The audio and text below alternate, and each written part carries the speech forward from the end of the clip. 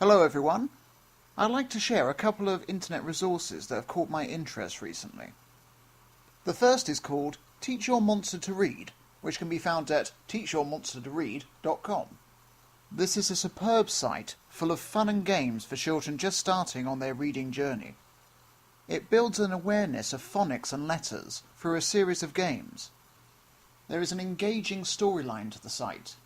Children must take their monster on an adventure to collect the letter sounds for the Island Kings. As the story develops and levels are won, the player encounters different challenges and tasks. There are also fabulous virtual prizes to be won, which will keep your children coming back for more. The next website I'd like to tell you about is called Zondle, and can be found at zondle.com. Up and down the country, thousands of primary school teachers are struggling to find interesting and innovative ways of teaching grammar for the SPAG test. One way I've been trying to do this in my own classroom is to make interactive quizzes with this website. You simply type in your questions, choose the type of answers you want, and then share the link with your children. There are over 50 games to choose from, and your children can choose the type of game they want to answer your questions in. You can also see how your children are getting on and track their progress by setting up some free accounts for them. There are also a vast number of quizzes made by other teachers in the Zondle community for you to use or adapt. The next website can be found at historypin.com. This is a huge collaborative project to upload historical photos from all over the world. You can search by keyword, or better yet, use the map to scroll around and find the photos in their real locations.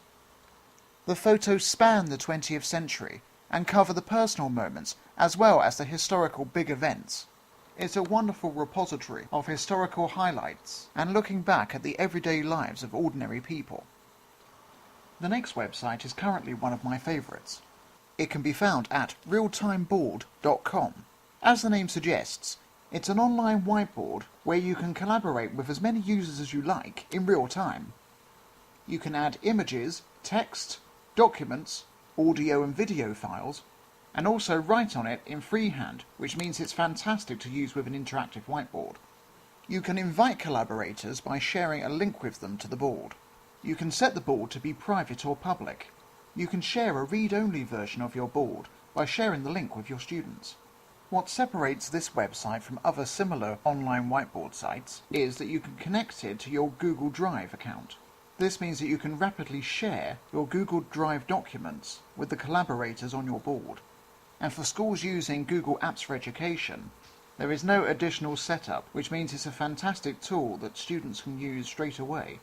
In my own school, I've asked the children to work together to plan our termly topics and submit ideas for activities. Now the children are familiar with the site, many of them opt to submit their homework using it. I've also started using it to teach virtual English lessons to children in our partner school in China. I can display what I want for the lesson, and the children can write on the whiteboard as if it was right in front of me. The next resource is a Maths iPad app designed for primary school students. It's called Learn Maths with Beluga, and it can be downloaded from belugalearning.com. The activities within this app cover almost every section of the primary maths curriculum. The activities are wonderfully kinesthetic. Pupils have to drag, draw, group, rotate, and many more verbs that I can't think of right now to answer the maths questions. Each activity is staged and gets slowly harder as the pupils progress. As the children continue to play, different tasks, challenges, and activities are unlocked. The app also lets you set up multiple logins, which is very handy if more than one child is using the same iPad. The next website can be found at video.co. This is a brand new site for animating all sorts of cartoons and interesting presentations. You animate by using a timeline. Each item can be moved independently and at different times, which can create some really amazing effects. You simply choose the order you want them to move in, and then drag the marker along the timeline. You can share your creation by using an internet link, or you can embed it on your website. The last website I'd like to show you is the SciShow YouTube channel. Here you can find loads of interesting videos about science, including some up-to-date breaking news stories.